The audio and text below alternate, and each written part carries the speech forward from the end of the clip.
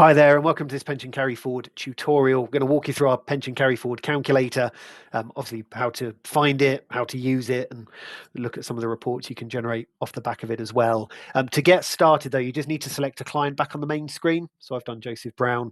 And once you've loaded up the client, you've got that Tools tab become available. Click on that. All the calculators will appear.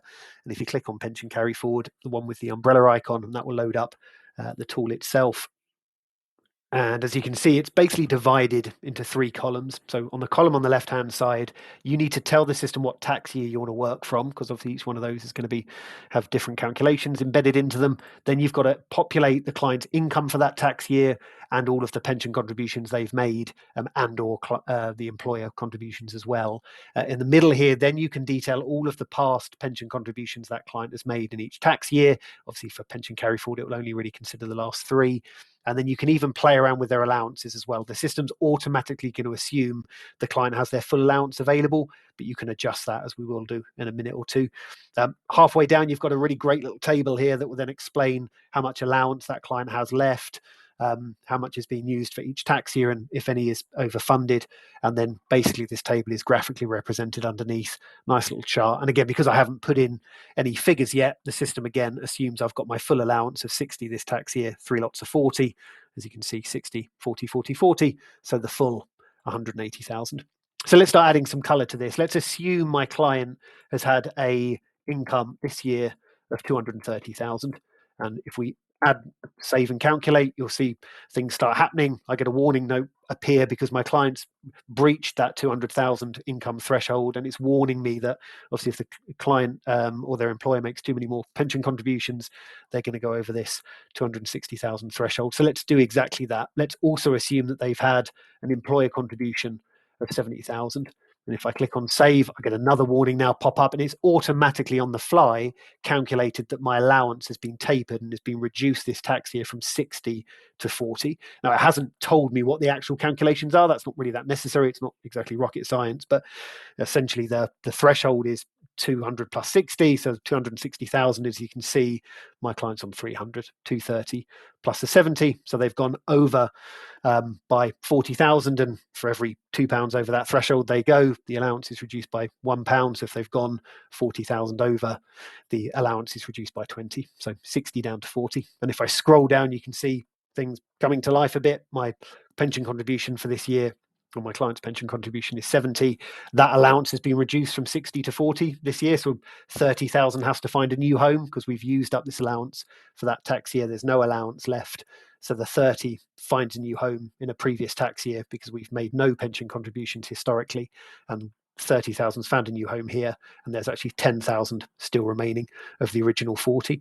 And again, represented below, you can see the allowance has dropped from 60 to 40 because of that significant pension contribution. And then my allowance is starting to be filled up almost like a bucket, and I've still got my clients still got their 10,000 allowance, and that 30,000 has found a new home here. But this is assuming that the client hasn't made any pension contributions historically, which is presumably not the case. So if I scroll back up here, that's when you can start adding in those previous tax years. So I'm going to say my client did actually make their full pension contribution of 40, 40, 40. I'll save that, and all of a sudden that 30,000 won't have a new home. You'll see here that actually now it's overfunded. It gives you a warning that it's made the calculations very quickly and realized there isn't any extra carry forward to use, no allowance available, and therefore the 30,000 is overfunded, and there's going to be presumably a tax charge on it. And if I scroll down to the table, it shows me exactly that. All of those allowances are now used up because the contributions for that tax year were 40, 40, 40, because my original 60 was reduced to 40 this year. So if we've added 70 in, we've been able to use this tax year for 40. But as I said, there's no carry forward to be used in previous tax years because the pension contributions have been made up into that allowance, and therefore suddenly we find ourselves overfunded by 30,000. And if I scroll down a bit, you can see exactly that. All of those tax buckets have been filled up. All of the allowance has been used. So if I've put in, if the employer of that client's put in 70, 40 is used for this tax year, and we've got 30 now over because again it can't find a new home in any one of these three tax years. Let's play around with these numbers a bit more just to show you how this works. Let's change that. Let's assume my client actually that tax year only made a 5,000.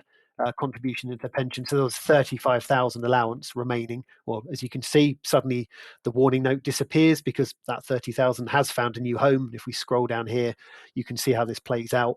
My client made a 5,000 contribution here. Their allowance was 40,000, and therefore they've got 35,000 allowance left, and therefore we've been able to utilise that allowance for the 30,000 that's gone in this tax year. 40,000 plus 30 equals to 70, and therefore actually the client's got 5,000 allowance left in this tax year. And again, you can see that playing out over here. Allowance again reduced from 60 to 40. All of the allowances of past tax years being used. Being able to use the 30,000 here, and my client's still got their 5,000 allowance available because they've made that 5,000 historic pension contribution here. Now, let's mess around with this a bit more. Let's assume my client actually didn't have their full allowance in previous years. The allowance this year has been reduced to 40, and maybe this year their allowance was only 10,000. So if I scroll right the way back up to the top, that's when we can start messing around with these full allowances. So I'm going to go back to that tax year, and I'm going to say, what was the allowance that year? Well, it wasn't zero. Maybe their allowance was tapered down to 10,000. If I save that, again, you'll see suddenly there's an overfunded amount of now of 25,000. And if I scroll down, you'll see exactly why we've still added our 70,000 this year. 40,000 has been used. We still had there was a 5,000 contribution of that tax year, but the allowance was only 10. And then suddenly you've got 25,000. 25,000 overfunded over here because the carry forward was only 5,000. And if I scroll down again, you can see we had that 5,000 available still to us. The allowance has dropped from 40 down to 10. They already made the 5,000 contribution here.